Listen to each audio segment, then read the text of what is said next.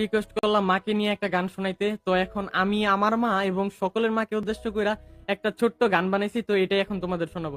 আর মাকে নিয়ে গান গাইতেছি, সবাই গানটা শেয়ার করে দিবা।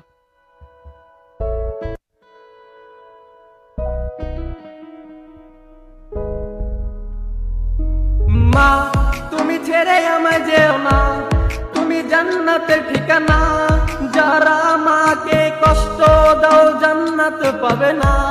তুমি ছেড়ে আমায় যেও না, তুমি জান্নাতের ঠিকানা, যারা মাকে কষ্ট দাও জান্নাত পাবে না। ওগো মা তুমি যদি